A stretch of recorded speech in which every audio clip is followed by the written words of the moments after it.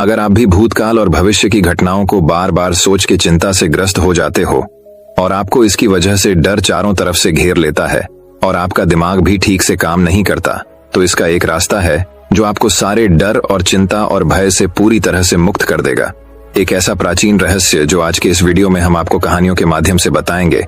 तो बिना देर किए चलिए उन कहानियों की शुरुआत करते हैं। पहली कहानी दोस्तों, ये कहानी है एक लड़के की जो गांव में रहता था। वह लड़का अपनी पुरानी यादों को ना भूल पाने की वजह से परेशान था, क्योंकि एक ही बात को बार बार सोचता रहता था।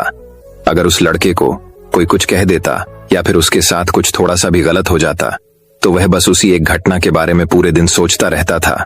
वही बात उसके दिमाग में हर समय घूमती रहती थी। फिर वह या तो अपने साथ हुई किसी बुरी घटना के लिए अपनी किस्मत को कोसता रहता या फिर अपने मन में उस इंसान से बदला लेने के ख्याली पुलाव बनाता रहता था। अपनी इस ज्यादा सोचने की आदत की वजह से ना तो लोगों के साथ उसके रिश्ते अच्छे थे और ना ही वह किसी काम को अच्छे से कर पाता था। वो इस वजह से हमेशा तनाव में और हमेशा परेशान रहता था। उसकी यह हालत देखकर उसके एक दोस्त ने उसे सलाह दी कि यहाँ पास के गांव में एक बुजुर्ग रहते हैं, तुम उनके पास जाओ। वह तुम्हारी इस दिमागी प्रॉब्लम का कोई ना कोई हल जरूर बता देंगे। वह लड़का उन बुजुर्ग के पास जाता है और अपनी सारी प्रॉब्लम उन्हें बताता है कि कैसे वह एक ही घटना के बारे में बार बार सोचता रहता है और पुरानी बुरी बातों को भूल नहीं पाता है। लड़के की पूरी बात सुनने के बाद वह बुजुर्ग वहां से उठकर घर के अंदर चले जाते हैं। उन बुजुर्ग का बिना कुछ कहे वहां से उठकर चले जाना लड़के को अजीब सा लगता है, लेकिन वह फिर भी वहीं बैठा रहता है। इतनी देर बाद वह देखता है कि वह बुजुर्ग आदमी मिट्टी के गिलास में पानी भरकर उसकी तरफ आ रहे हैं। वह लड़के के पास आकर खड़े हो जाते हैं और लड़का भी उनके सामने खड़ा हो जाता है। वह लड़के से पूछते हैं, बताओ इस ग्लास का वजन कितना होगा? लड़के ने कहा, मैं एकदम सही तो नहीं बता सकता हूं, लेकिन इस ग्लास का वजन बहुत ही कम है। अब उन बुजुर्ग ने एकदम गंभीर होकर कहा, मेरा सवाल यह है कि अगर मैं इस ग्लास को थोड़ी देर तक ऐसे ही पकड़कर खड़ा रहूं तो क्या होगा? लड़के ने कहा, कुछ भी नहीं होगा। उन बुजुर्ग ने फिर से पूछा, अगर मैं इस ग्लास को इसी तरह 1 घंटे तक पकड़कर खड़ा रहूं तब क्या होगा? लड़के ने कहा, आपके हाथ में दर्द होने लगेगा। उन बुजुर्ग ने फिर से उस लड़के से पूछा कि अगर मैं इस ग्लास को बिल्कुल इसी तरह पूरे दिन पकड़कर खड़ा रहूं तब क्या होगा? लड़की ने कहा, आपके हाथ में बहुत ही भयंकर दर्द होना शुरू हो जाएगा और आपका हाथ सून भी हो सकता है। आपकी मांसपेशियों में भारी तनाव आ सकता है और यहां तक कि आपके हाथ को लकवा भी मार सकता है। उन बुजुर्ग ने मुस्कुराते हुए कहा, बहुत बढ़िया, लेकिन क्या इस दौरान ग्लास का वजन बढ़ा? लड़के ने कहा, नहीं, वजन तो नहीं बढ़ा, गिलास भी वही था और गिलास में पानी भी उतना ही था। फिर से उन्होंने उस लड़के से पूछा, फिर भला मेरे हाथ में दर्द और मांसपेशियों में तनाव क्यों आया? उस लड़के ने जवाब दिया, उस गिलास को बहुत समय तक पकड़े रहने के वजह से। उन बुजुर्ग आदमी ने फिर सवाल किया, अब इस दर्द से छुटकारा पाने के लिए मैं क्या करूं? लड़के ने बड़े आराम से जवाब दिया, गिलास को नीचे रख दीजिए। बुजुर्ग आदमी ने कहा, बिल्कुल सही, और जिंदगी की परेशानियां भी कुछ इसी तरह होती हैं। इन्हें कुछ देर तक अपने दिमाग में रखोगे तो कोई तकलीफ नहीं होगी, लेकिन अगर इनके बारे में ज्यादा देर तक सोचोगे तो दिमाग में दर्द होना शुरू हो जाएगा। अगर और भी देर तक अपने दिमाग में रखोगे तो यह आपको पागल बना देगी और आप कुछ भी नहीं कर पाएंगे। उन बुजुर्ग ने उस लड़के की तरफ इशारा करके कहा, जिंदगी के पिछले गलतियां और घटनाओं के बारे में सोचना जरूरी है, लेकिन उससे भी ज्यादा जरूरी है उनसे सीख कर आगे बढ़ना। अगर तुम एक ही बात को पकड़कर बैठे रहते हो तो ठीक उसे गिलास की तरह यह भी तुम्हारी जिंदगी में दर्द पैदा कर देगी। अगर तुम आज अपने अतीत को लेकर बैठे रहते हो तो अतीत के बारे में सोचते रहने से अभी का आज तुम्हारे हाथ से निकल जाएगा और फिर तुम फ्यूचर में इसके लिए भी पछताओगे। बेहतर यही है कि पुरानी बातों और घटनाओं से सीखकर उन्हें वहीं भूल जाओ और जिंदगी में आगे बढ़ो। तो दोस्तों चलिए अब हमारी दूसरी कहानी की शुरुआत करते हैं। दूसरी कहानी, खुद पर यकीन। एक समय की बात है, एक आदमी ने 2 बिल्डिंग के बीच में एक रस्सी बांधी और वह दोनों बिल्डिंग बहुत ऊंची थी। रस्सी बांधने के बाद उस आदमी ने उस रस्सी के ऊपर कदम रखा और रस्सी पर चलने लगा। नीचे खड़े सारे लोग उस आदमी को देखने लगे और वहां पर काफी सारी भीड़ जमा हो गई। वह आदमी धीरे धीरे करके उस रस्सी पर चल रहा था और सारे लोग उस आदमी को इस तरह देख रहे थे मानो कब वह नीचे गिर जाए। उस आदमी ने आधा रास्ता पार कर लिया, तभी उसका बैलेंस बिगड़ गया। सारे लोगों को यह लगा कि वह नीचे गिरने वाला है, लेकिन वह संभल गया। उस आदमी ने अपना रास्ता कंप्लीट किया और जब वह नीचे उतरा तो सारे लोग तालियां बजा रहे थे, चिल्ला रहे थे और सीटी बजा रहे थे। वह आदमी फिर से उस बिल्डिंग पर चला और इस बार उसने अपने बेटे को अपने कंधे पर बिठाया और फिर से उस दो बिल्डिंग के बीच में बंधी हुई रस्सी पर चलने लगा। उसके बेटे ने उसको कसकर पकड़ लिया और अब तो सारे लोग बड़े ही हैरानी से उसे देख रहे थे। वह आदमी जैसे जैसे उस रस्सी पर कदम रख रहा था, वैसे वैसे लोगों की धड़कनें तेज हो रही थीं, लेकिन इस बार भी उस आदमी ने अच्छे से उस रस्सी को पार कर लिया। जब वह नीचे आया तो उसने माइक लेकर पब्लिक की तरफ देखकर कहा, क्या आप लोगों को विश्वास है कि मैं यह फिर से कर सकता हूं? पब्लिक ने बड़ी जोश में हाँ कहा। उस आदमी ने फिर से पब्लिक की तरफ देखकर कहा, क्या आपको पूरा यकीन है कि मैं ये कर सकता हूं? और सारी पब्लिक ने फिर से हाँ कहा। उस आदमी ने कहा, तो फिर लाइए, मुझे आपका बच्चा दीजिए। तभी सारी पब्लिक शांत हो गई। उस आदमी ने कहा, जिस तरह मैंने अपने बच्चों को कंधे पर बिठाकर यह रस्सी पर किया, उसी तरह मैं आपके बच्चे को बिठाकर यह रस्सी पार करूंगा। क्या आपको यकीन है? इस बार पब्लिक में से किसी की आवाज नहीं आई। सारी पब्लिक शांत खड़ी थी। तभी उस आदमी ने कहा, अभी तो आपको मुझ पर पूरा विश्वास था। हिमेश रस्सी को पार कर सकता हूं कि मैं इस रस्सी को पार कर सकता हूं, लेकिन अभी किसी को भी मुझ पर विश्वास नहीं है। दोस्तों, इस कहानी से हमें यह सीख मिलती है कि हमें जितना विश्वास दूसरों पर होता है, उतना ही विश्वास हमें खुद पर भी करना चाहिए। हमें उतना ही विश्वास खुद पर रखना चाहिए। आप दुनिया से पीछे इसीलिए है क्योंकि आप दूसरों को देखकर पूरे विश्वास के साथ यह कहते हैं कि वह कर सकता है, लेकिन आप कभी यह नहीं कहते कि मैं क्यों नहीं कर सकता। यही वजह है कि लोग आपसे इतने आगे निकल रहे हैं और आप वहीं खड़े रहकर देख रहे हैं। ऐसे ही आप भी अपने क्लास के टॉपर को आप देखते होंगे और कहते होंगे कि वह टॉप कर सकता है। मैं आपसे पूछना चाहता हूं कि आप क्यों नहीं टॉप कर सकते? अगर आप आज मन लगाकर पढ़ोगे तो कल को आपको नौकरी ढूंढने के लिए कहीं भटकना नहीं पड़ेगा। लेकिन अगर आज आपने मौज मस्ती में और सोशल मीडिया में अपना वक्त गुजार दिया, तो फिर जो आने वाला वक्त है उसमें आपको धक्के खाना पड़ेगा। खुद पर विश्वास रखो और मेहनत करते जाओ, क्योंकि बगैर मेहनत का कोई फल नहीं है। तो दोस्तों, चलिए अब हमारी तीसरी कहानी की शुरुआत करते हैं। तीसरी कहानी, बुरा वक्त। यह है एक राजा के बारे में जिसकी राज्य बहुत छोटी थी और सैनिक भी। चलिए पढ़ते हैं कि वो राजा किस तरह अपने राज्य को बचाता है। एक वक्त की बात है। एक राजा था और उस राजा का राज्य बहुत छोटा था और उस राजा के पास ज्यादा सिपाही भी नहीं थे। उसे हर वक्त यह डर रहता है कि कब किधर से कोई उसके राज्य पर हमला कर दे। एक बार और आज जंगल के रास्ते से अपने महल की तरफ जा रहा था। तभी जंगल में उसे एक बड़े से पेड़ के नीचे एक बुजुर्ग बैठे हुए दिखते हैं जो बहुत ही ज्ञानी थे और सारे गांव वाले उन्हें से हर चीज की राय लेते थे। राजा अपने घोड़े से उतरकर उन बुजुर्ग आदमी के पास जाता है और उनसे कहता है कि आप मुझे कोई ऐसा ताबीज दे दीजिए जो मुझे बुरे वक्त से बचा कर रखे। ये सुनने के बाद उन बुजुर्ग आदमी ने राजा की तरफ मुस्कुराते हुए देखा और कहा कि मैं तुम्हें कोई ऐसा ताबीज या कोई ऐसी चीज नहीं दे सकता हूं जो तुम्हें बुरे वक्त से बचा कर रखे, लेकिन मैं तुम्हें एक ऐसा ताबीज दे सकता हूं कि जब तुम पर कोई मुसीबत या बुरा वक्त आ जाए तो ताबीज को खोलने के बाद वह ताबीज तुम्हें उस मुसीबत से लड़ने में मदद कर सकता है। लेकिन याद रखना, इस ताबीज को तभी खोलना जब तुम पर चारों तरफ से मुसीबत आ चुकी हो, तुम्हारा समय बहुत खराब चल रहा हो और तुम्हारे लिए सारे दरवाजे बंद हो चुके हों। तब तुम उस ताबीज को खोलना, तुम्हें उस मुसीबत से लड़ने की हिम्मत मिल जाएगी। राजा उस ताबीज को लेकर वहां से चला गया। कुछ समय बीतने के बाद उस राजा के राज्य पर कुछ लोगों ने हमला कर दिया और राजा को पता था कि यह उसके साथ एक दिन जरूर होगा। राजा ने अपने सैनिकों को तैयार किया, लेकिन उसे राजा के पास ज्यादा सैनिक नहीं थे और इसीलिए वह यह जंग हार गया। लेकिन किसी तरह राजा एक घोड़े में बैठकर वहां से अपनी जान बचाकर निकल गया और वह जंगल के अंदर एक गुफा में जाकर छुप गया। लेकिन उसका पीछा करते करते कुछ सैनिक भी उसके पीछे आ गए। अब वह राजा गुफा के अंदर छुपा हुआ था और उसे सैनिकों के कदमों की आवाज आ रही थी। अब उस राजा के पास कुछ भी नहीं बचा था, सब कुछ खत्म हो चुका था। तभी उसे उन बुजुर्ग का दिया हुआ ताबीज अपने गले में नजर आता है। उसने बड़ी ही उम्मीद के साथ उस ताबीज को खोलकर देखा।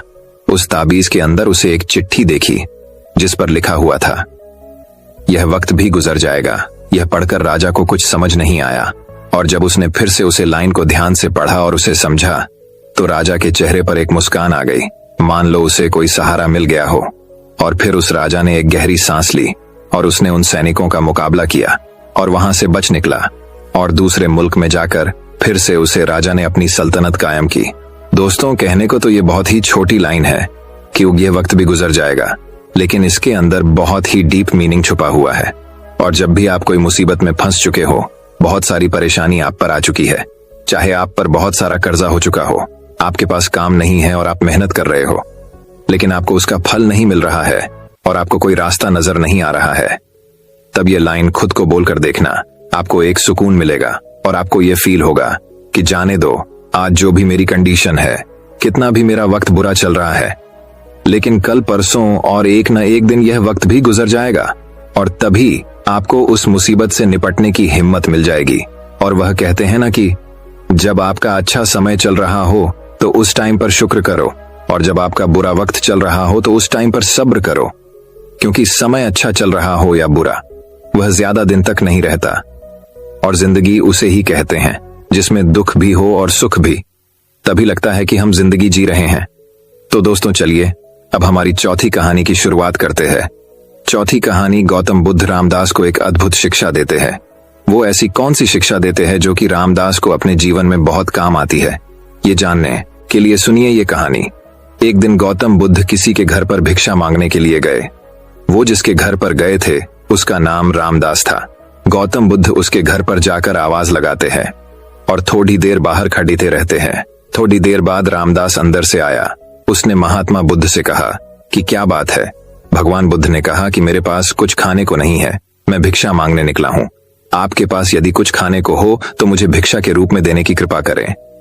रामदास ने गौतम बुद्ध से कहा कि आप थोड़ा इंतजार कीजिए, मैं अंदर घर में जाकर देख के आता हूँ कि कुछ खाने के लिए है या नहीं। रामदास अंदर गया और उसने देखा कि उसके घर में आज खीर बनी हुई है। रामदास अंदर से ही चिल्लाता है, महाराज आप रुकिए, मैं आपके लिए खीर लेकर आता हूँ। भगवान बुद्ध सोचते हैं कि मैंने इतनी देर तक इंतजार किया है तो थोड़ी देर और रुक जाता हूँ। रामदास अंदर से एक बड़े बर्तन में खीर लेकर आया। रामदास ने बुद्ध से कहा कि आप मुझे अपना पात्र दीजिए, मैं आपको उसमें खीर दे देता हूँ, पर आपको उससे पहले मेरे एक प्रश्न का जवाब देना पड़ेगा। गौतम बुद्ध ने कहा, अच्छा ठीक है, तुम मुझे पहले अपना प्रश्न पूछ लो।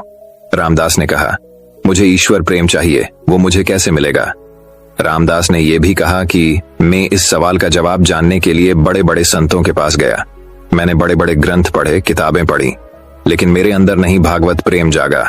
अब आप ही मुझे बताइए कि वो मुझे कैसे प्राप्त होगा। गौतम बुद्ध ने कहा, तुमने प्रश्न तो बहुत कठिन पूछा है, लेकिन मैं तुम्हें इसका जवाब दूंगा, लेकिन तुम्हें मुझे पहले जो तुम लाए हो कृपा करके मुझे दो, ताकि मैं उसे खाकर अपनी भूख को मिटा सकूं। फिर मैं आराम से बैठकर तुम्हारे सवाल का जवाब सोचता हूं। रामदास ने कहा, महाराज आप मुझे आपका बर्तन दीजिए, मैं खीर आपके पात्र में दे देता हूं। बुद्ध ने अपनी झोली में से एक पात्र निकाला, लेकिन जब रामदास खीर डालने लगा तो उसने देखा कि वो पात्र तो बड़ा मैला है। उस पात्र में बहुत सारी धूल मिट्टी लगी हुई थी। रामदास जब उस पात्र में खीर डालने लगा तो उसके हाथ रुक गए और उसने कहा कि महाराज ये पात्र तो बहुत गंदा है, मैं इसमें खीर तो डाल दूंगा, लेकिन मेरा डालना बेकार हो जाएगा, क्योंकि आपका ये पात्र गंदा है। आप खीर ले लेंगे किंतु उसे खा नहीं पाएंगे, इसमें इतनी मिट्टी इतनी धूल है कि मेरा इसमें डालना बेकार हो जाएगा। महाराज आप ऐसा कीजिए कि पहले इस पात्र को स्वच्छ कर लीजिए, धोकर ले आइए, फिर मैं आपके पात्र में खीर दे देता हूँ। रामदास की बात सुनकर गौतम बुद्ध ने कहा, कहाँ की रामदास, बस यही तुम्हारे प्रश्न का भी जवाब है। तुमने मुझसे पूछा ना कि मुझे ईश्वर प्रेम कैसे मिलेगा। सुनो, अभी तुम्हारे मन का जो पात्र है वह बड़ा मैला है, बिल्कुल इस पात्र की तरह। तुम पहले सत्संग करके, पूजा पाठ करके, अपने कर्तव्यों को अच्छे से निभाकर अपने मन रूपी पात्र को साफ कर लो तो अपने आप ईश्वर का प्रेम मिल जाएगा। सीख, हमें ईश्वर का प्रेम प्राप्त करने के लिए अपने मन को शुद्ध करना पड़ेगा, अपने मन रूपी पात्र को साफ करना होगा, पहले इसकी गंदगी दूर करनी होगी, तभी हमें ईश्वर का प्रेम प्राप्त हो सकता है। तो दोस्तों चलिए अब हमारी पांचवी कहानी की शुरुआत करते हैं। पांचवी कहानी दोस्तों बात बहुत समय पहले की है। एक दिन शामनगर राज्य के राजा को भाग्य देखने वाले आर्षि के बारे में पता चला। उसके मन में भी अपना भाग्य जानने की इच्छा पैदा हुई। उसने आर्षि को लाने के लिए अपने सैनिक भेज दिए। सैनिक आर्षि के पास पहुंचे और हाथ जोड़कर राजा के पास चलने का निवेदन किया। आर्षि ने निवेदन स्वीकार किया और राजा के पास जाने को तैयार हो गया। सैनिक आर्षि को सहसम्मान राजा के पास ले आए। राजा ने भी आर्षि की आवभगत में कोई कसर नहीं छोड़ी। उनका पूरा आदर सत्कार करने के बाद राजा ने उसे अपना भाग्य बताने का निवेदन किया। आर्शी ने राजा के भाग्य रेखा देखी और कहा, आपका जीवन सौभाग्य से परिपूर्ण है। आपके राज्य का विस्तार होगा और आपका जीवन में हर्ष उल्लास बना रहेगा। ये सुनकर राजा बहुत प्रसन्न हुआ। उसने आर्शी को ढेर सारे उपहार दिए। कुछ देर बाद राजा ने आर्शी से पूछा, गुरुवर, क्या मेरे जीवन में कोई दुर्भाग्य भी जुड़ा हुआ है? आर्शी ने कहा, हर किसी का जीवन सौभाग्य और दुर्भाग्य का मिश्रण होता है। तुम्हारे जीवन में भी दुर्भाग्य है। और उसने राजा को उसके दुर्भाग्य के बारे में बता दिया। दुर्भाग्य के बारे में सुनकर राजा को बहुत क्रोध आया। उसने सैनिकों से कहा कि आर्शी को फांसी पर लटका दिया जाए। ऐसे व्यक्ति को जीवित रहने का कोई अधिकार नहीं जो अपने राजा के दुर्भाग्य की बात करता हो। सैनिक आर्शी को पकड़ कर ले जाने लगे। तब आर्शी ने राजा से कहा, राजन, आपकी मृत्यु से जुड़ा सच मैं आपको बताना भूल गया। मेरी मृत्यु के ठीक 1 घंटे बाद आपकी भी मृत्यु हो जाएगी। ये सुनकर राजा भयभीत हो गया। उसने सैनिकों से कहा कि आर्शी को छोड़ दे। सैनिकों ने आर्शी को छोड़ दिया और आर्शी सकुशल अपनी कुटिया लौट गया। अपनी बुद्धिमत्ता से उसने अपने प्राण बचा लिए। दोस्तों, यह कहानी हमें यह शिक्षा प्रदान करती है कि मुसीबत के समय अपने बुद्धि का प्रयोग करना चाहिए। बुद्धि से हर मुसीबत से निकला जा सकता है। तो दोस्तों, चलिए अब हमारी छठी कहानी की शुरुआत करते हैं। छठी कहानी, वही अब छठी कहानी कुछ इस प्रकार शुरू होती है। वैशाली नगर राज्य का राजा बड़ा ही गरीब राजा था। पड़ोसी राज्य से युद्ध के बाद उसका राजसी खजाना खाली हो चुका था। धन संपत्ति के नाम पर उसके पास कुछ शेष नहीं था, मगर वह एक नेक दिल राजा था और प्रजा की खुशहाली के लिए कुछ भी करने को तैयार रहता था।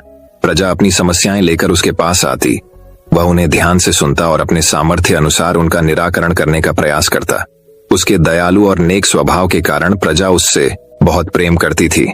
लेकिन राजा को हमेशा इस बात का दुख रहता था कि धन की कमी के कारण वह अपनी प्रजा के लिए ज्यादा कुछ नहीं कर पाता।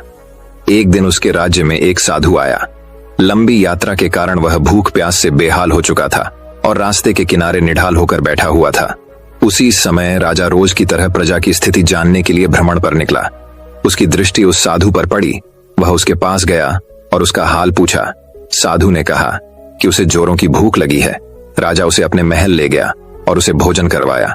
साधु राजा के दयालु स्वभाव से बहुत प्रसन्न हुआ और उसका धन्यवाद देकर पूछा, महाराज, आप इतने दुखी क्यों दिखाई पड़ते हैं? राजा ने उसे बताया कि वह अपनी प्रजा की खुशहाली के लिए बहुत कुछ करना चाहता है, किंतु उसके पास धन नहीं है, इसलिए वह दुखी रहता है। साधु ने उसे समझाते हुए कहा, महाराज, आपके पास दयालुता और नेक नियत का सबसे बड़ा धन है जो आप अपनी प्रजा में बांटते हैं। आपके पास जो है उसके साथ ही प्रजा की भलाई और उनकी समस्याओं के निराकरण के लिए सब कुछ करते हैं। आपकी ये भावना आपको सबसे धनवान बनाती है, इसलिए आपकी प्रजा कमियों के बाद भी आपके राज में सदा प्रसन्न और खुशहाल रहती है। साधु के इन शब्दों का राजा पर गहरा असर हुआ। उसने तय किया कि वह जिस हाल में है उसी में खुश रहेगा और उसी हाल में रहकर अपनी प्रजा के साथ खुश रहेगा। वह समझ गया था कि जीवन में सबसे बड़ा धन आंतरिक खुशी है। दोस्तों, ये कहानी हमें यह शिक्षा प्रदान करती है कि धन की अधिकता न होने पर भी हम अपनी ईमानदारी, नेकी और दयालुता से अपने जीवन को खुशहाल बना सकते हैं। वही अब एक और कहानी कुछ इस प्रकार शुरू होती है। बहुत समय पहले की बात है। एक राज्य में एक राजा का राज था। वह अक्सर सोचा करता था कि मैं राजा क्यों बना। एक दिन इस प्रश्न का उत्तर प्राप्त करने उसने अपने राज्य के बड़े बड़े ज्योतिषियों को आमंत्रित किया। ज्योतिषियों के दरबार में उपस्थित होने पर राजा ने यह प्रश्न उनके सामने रखा, जिस समय मेरा जन्म हुआ ठीक उसी समय कई अन्य लोगों का भी जन्म हुआ होगा। उन सब में मैं ही राजा क्यों बना? इस प्रश्न का उत्तर दरबार में उपस्थित कोई भी ज्योतिषी नहीं दे सका। लेकिन एक बूढ़े ज्योतिषी ने राजा को सुझाया कि राज्य के बाहर स्थित वन में रहने वाले एक महात्मा कदाचित उसके प्रश्न का उत्तर दे सकें। राजा तुरंत उस महात्मा से मिलने वन की ओर निकल पड़ा। जब वह महात्मा के पास पहुंचा तो देखा कि वो अंगारे खा रहे हैं। राजा घोर आश्चर्य में पड़ गया, किंतु उस समय राजा की प्राथमिकता अपने प्रश्न का उत्तर प्राप्त करना था। इसलिए उसने इधर उधर की कोई बात किए बिना अपना प्रश्न महात्मा के सामने रख दिया। प्रश्न सुन महात्मा ने कहा, राजन, इस समय मैं भूख से बेहाल हूं। मैं तुम्हारे प्रश्न का उत्तर नहीं दे सकता। कुछ दूरी पर एक पहाड़ी है, उसके ऊपर एक और महात्मा तुम्हें मिलेंगे। वे तुम्हारे प्रश्न का उत्तर दे देंगे, तुम उनसे जाकर मिलो। राजा बिना समय व्यर्थ किए पहाड़ी पर पहुंचा। वहां भी उसके आश्चर्य की सीमा नहीं रही जब उसने देखा कि वहां वह महात्मा चिमटे से नोच नोच कर अपना ही मांस खा रहे हैं। राजा ने उनके समक्ष वह प्रश्न दोहराया। प्रश्न सुनकर महात्मा बोले, राजन, मैं तुम्हारे प्रश्न का उत्तर नहीं दे सकता। मैं भूख से तड़प रहा हूँ। इस पहाड़ी ने नीचे एक गांव है, वहां 5 वर्ष का एक बालक रहता है। वह कुछ ही देर में मरने वाला है। तुम उसकी मृत्यु पूर्व उससे अपने प्रश्न का उत्तर प्राप्त कर लो। राजा गांव में जाकर उस बालक से मिला। वह बालक मरने की कगार पर था। राजा का प्रश्न सुन वह हंसने लगा। एक मरते हुए बालक को हंसता देख राजा चकित रह गया, किंतु वह शांति से अपने पूछे गए प्रश्न के उत्तर की प्रतीक्षा करने लगा। बालक बोला, राजन, पिछले जन्म में मैं, तुम और वो 2 महात्मा जिनसे तुम पहले मिल चुके हो, वो भाई थे। एक दिन हम सभी भाई भोजन कर रहे थे कि एक साधु हमारे पास आकर भोजन मांगने लगा। सबसे बड़े भाई ने उससे कहा कि तुम्हें भोजन दे दूंगा तो क्या मैं अंगारे खाऊंगा, और आज वह अंगारे खा रहा है। दूसरे भाई ने कहा कि तुम्हें भोजन दे दूंगा तो क्या मैं अपना मांस नोचकर खाऊंगा, और आज वह अपना ही मांस नोचकर खा रहा है। साधु ने जब मुझसे भोजन मांगा तो मैंने कहा कि तुम्हें भोजन देकर क्या मैं भूखा मरूंगा, और आज मैं मरने की कगार पर हूं, किंतु तुमने दया दिखाते हुए उस साधु को अपना भोजन दे दिया। उस पुण्य का ही प्रताप है कि इस जन्म में तुम राजा बने। इतना कहकर बालक मृत्यु को प्राप्त हो गया। राजा को अपने प्रश्न का उत्तर मिल चुका था। वह अपने राज्य की ओर चल पड़ा। दोस्तों, यह कहानी हमें यह शिक्षा प्रदान करती है कि अच्छे कर्म का अच्छा फल मिलता है। इसलिए सदा कर्म करो और जहां तक संभव हो दूसरों की सहायता करो। तो दोस्तों, चलिए अब हमारी 7वीं कहानी की शुरुआत करते हैं। 7वीं कहानी प्राचीन समय की बात है। एक राज्य में एक राजा राज करता था। उसका राज्य खुशहाल था। धन धान्य की कोई कमी नहीं थी। राजा और प्रजा खुशी खुशी अपना जीवन यापन कर रहे थे। एक वर्ष उस राज्य में भयंकर अकाल पड़ी था। पानी की कमी से फसलें सूख गईं। ऐसी स्थिति में किसान राजा को लगान नहीं दे पाए। लगान प्राप्त न होने के कारण राजस्व में कमी आ गई और राजकोष खाली होने लगा। यह देख राजा चिंता में पड़ीडीएच गया। हर समय वह सोचता रहता कि राज्य का खर्च कैसे चलेगा। अकाल का समय निकल गया। स्थिति सामान्य हो गई, किंतु राजा के मन में चिंता घर कर गई। हर समय उसके दिमाग में यही रहता कि राज्य में पुनः अकाल पड़ गया तो क्या होगा। इसके अतिरिक्त भी अन्य चिंताएं उसे घेरने लगी। पड्डहोसी राज्य का भय, मंत्रियों का षड्यंत्र जैसी कई चिंताओं ने उसकी भूख प्यास और रातों की नींद छीन ली। वह अपनी इस हालत से परेशान था, किंतु जब भी वह राजमहल के माली को देखता तो आश्चर्य में पड्डीएच जाता। दिन भर मेहनत करने के बाद वह रूखी सूखी रोटी भी छक्कर खाता और पेड्डा के नीचे मजे से सोता। कई बार राजा को उससे जलन होने लगती। एक दिन उसके राज दरबार में एक सिद्ध साधु पधारे। राजा ने अपनी समस्या साधु को बताई और उसे दूर करने सुझाव मांगा। साधु राजा की समस्या अच्छी तरह समझ गए थे। वे बोले, राजन, तुम्हारी चिंता की जड़ राजपाट है। अपना राजपाट पुत्र को देकर चिंता मुक्त हो जाओ। इस पर राजा बोला, गुरुवर, मेरा पुत्र मात्र 5 वर्ष का है। वह अबोध बालक राजपाट कैसे संभालेगा? तो फिर ऐसा करो कि अपनी चिंता का भार तुम मुझे सौंप दो। साधु बोले। राजा तैयार हो गया और उसने अपना राजपाट साधु को सौंप दिया। इसके बाद साधु ने पूछा, अब तुम क्या करोगे? राजा बोला, सोचता हूं कि अब कोई व्यवसाय कर लूं, लेकिन उसके लिए धन की व्यवस्था कैसे करोगे? अब तो राजपाट मेरा है, राजकोष के धन पर भी मेरा अधिकार है, तो मैं कोई नौकरी कर लूंगा। राजा ने उत्तर दिया, ये ठीक है, लेकिन यदि तुम्हें नौकरी ही करनी है तो कहीं और जाने की आवश्यकता नहीं। यही नौकरी कर लो। मैं तो साधु हूं, मैं अपनी कुटिया में ही रहूंगा, राजमहल में ही रहकर मेरी ओर से तुम ये राजपाट संभालना। राजा ने साधु की बात मान ली और साधु की नौकरी करते हुए राजपाट संभालने लगा। साधु अपनी कुटिया में चले गए। कुछ दिन बाद साधु पुनः राजमहल आए और राजा से भेंट कर पूछा, कहो राजन, अब तुम्हें भूख लगती है या नहीं, और तुम्हारी नींद का क्या हाल है? गुरुवर, अब तो मैं खूब खाता हूं और गहरी नींद सोता हूं। पहले भी मैं राजपाट का कार्य करता था, अब भी करता हूं। फिर ये परिवर्तन कैसे? ये मेरी समझ के बाहर है। राजा ने अपनी स्थिति बताते हुए प्रश्न भी पूछ लिया। साधु मुस्कुराते हुए बोले, राजन, पहले तुमने काम को बोझ बना लिया था और उस बोझ को हर समय अपने मानस पटल पर ढोया करते थे, किंतु राजपाट मुझे सौंपने के उपरांत तुम समस्त कार्य अपना कर्तव्य समझकर करते हो, इसलिए चिंता मुक्त हो सीख। जीवन में जो भी कार्य करें अपना कर्तव्य समझकर करें, न कि बोझ समझकर। यही चिंता से दूर रहने का तरीका है। तो दोस्तों, चलिए अब हमारी 8वीं कहानी की शुरुआत करते हैं। 8वीं कहानी, एक राजा और गूंगे फकीर में गहरी मित्रता थी। राजा फकीर से अपने दिल की हर बात कहता और फकीर मुस्कुराते हुए सुनता। राजा को उसका साथ इतना भाने लगा कि उसने उसकी रहने की व्यवस्था अपने महल में करवा दी थी। फकीर राजा के साथ महल में रहने लगा। समय गुजरता गया और राजा का उसके प्रति प्रेम बढ़ता गया। एक दिन राजा अपने काफिले के साथ राज्य भ्रमण पर निकला। फकीर भी उसके साथ था। शाम को वे राज्य के अंतिम छोर तक के गांवों की स्थिति जानकर वापस लौट रहे थे। रास्ते में घना जंगल पड़ा। राजा का काफिला रास्ता भटक गया। राजा ने अपने सारे सैनिकों को रास्ता ढूंढने के लिए चारों दिशाओं में भेज दिया और खुद फकीर के साथ एक पेड़ के नीचे सुस्ताने लगा। उसी पेड़ पर एक फल लगा हुआ था। राजा और फकीर दोनों भूखे थे। राजा ने पेड़ पर चढ़कर फल तोड़ लिया और उसके 6 टुकड़े कर दिए, 3 अपने लिए, 3 फकीर के लिए। अपनी आदत के अनुसार उसने पहला टुकड़ा फकीर को दिया। फकीर फल खाकर मुस्कुराया और अपना हाथ आगे बढ़ा दिया। राजा ने दूसरा टुकड़ा भी फकीर को दिया। फकीर फल खाकर मुस्कुराया और फिर से अपना हाथ आगे कर दिया। राजा ने उसे तीसरा टुकड़ा भी दे दिया। एक एक करके फकीर 5 टुकड़े खा गया और 6वें के लिए भी हाथ आगे बढ़ा दिया। ये देख राजा को बड़ा क्रोध आया। बोला, ये मेरा तुम्हारे प्रति प्रेम है कि मैं तुम्हें अपने महल में अपने साथ रखता हूँ, हर सुख सुविधा तुम्हें मुहैया करवाता हूँ, पर आज मुझे पता चल गया कि तुम्हारे दिल में मेरे लिए जरा भी प्रेम नहीं है।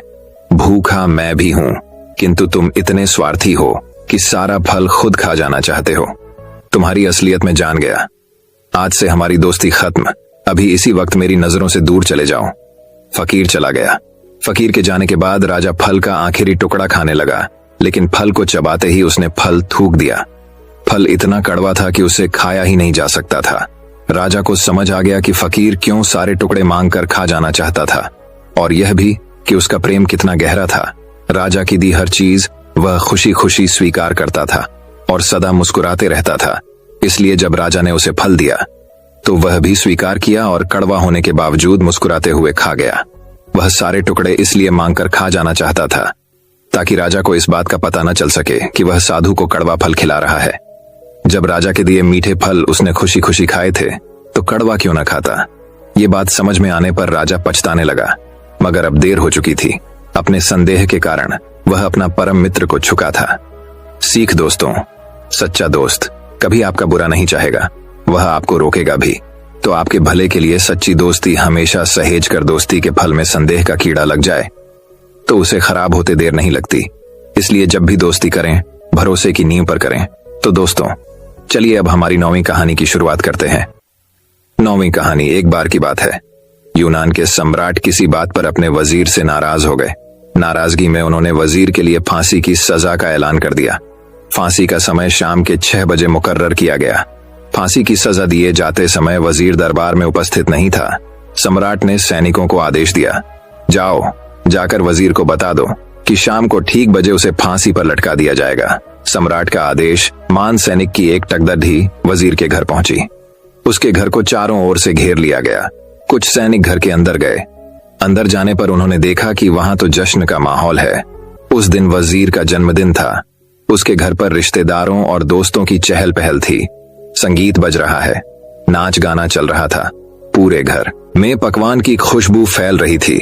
कुल मिलाकर वहां का माहौल बद्धा खुशनुमा था। सैनिकों ने भरी महफिल में ऐलान कर वजीर को फांसी की सजा के बारे में बताया। यह भी बताया कि फांसी शाम 6 बजे दी जाएगी। यह ऐलान सुनकर वहां मौजूद हर शख्स हैरान रह गया। फौरन संगीत और नाच गाना बंद कर दिया गया। रिश्तेदार, दोस्त और परिवारजन उदास हो गए। तभी कमरे में छाई खामोशी में वजीर की आवाज गूंजी, ऊपर वाले का लाख लाख शुक्रिया कि उसने फांसी के लिए शाम 6 बजे तक का वक्त दे दिया। तब तक हम सब जश्न मना सकते हैं। वजीर की बात सुनकर दोस्तों, रिश्तेदारों और परिवारजनों ने कहा, कैसी बात कर रहे हो? फांसी की सजा सुनाई गई है तुम्हें और तुम जश्न मनाना चाहते हो।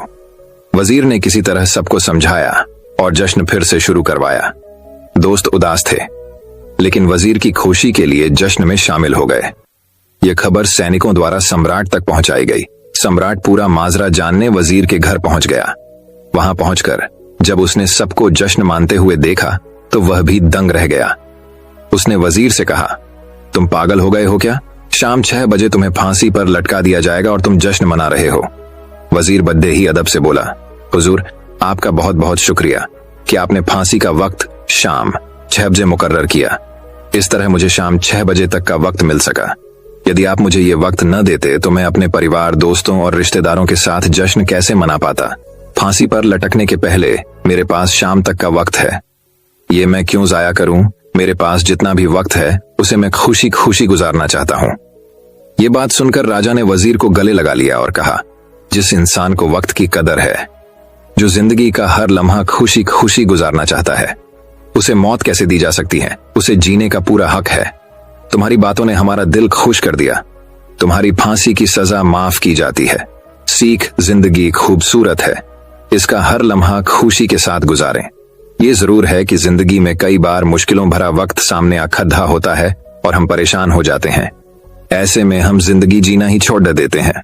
मुश्किलों से हारे नहीं, उसका सामना करें और खुशी के साथ करें। जो भी समय आपके पास है उसका पूरा सदुपयोग करें। ये जिंदगी बार बार नहीं मिलने वाली, इसे खुलकर जिएं। दोस्तों, मैं उम्मीद करता हूं कि यह कहानी सुनने से आपके जीवन में अच्छे बदलाव आए होंगे। आपको इस वीडियो से क्या सीखने मिला, ये कमेंट करके जरूर बताएं और अपने परिवार, दोस्तों या आपके करीबी इंसान के साथ ये कहानी शेयर करके उन्हें भी इस ज्ञान से परिचित करवाएं। बाकी अगर आपको यह वीडियो दिल से अच्छी लगी हो तभी इस वीडियो को लाइक कर देना, और आपने अब तक इस चैनल को सब्सक्राइब न किया हो तो चैनल को सब्सक्राइब भी जरूर कर देना। आपका हर दिन शुभ हो और खुशियों से आपका जीवन भरा रहे। धन्यवाद। नमो बुद्धाय।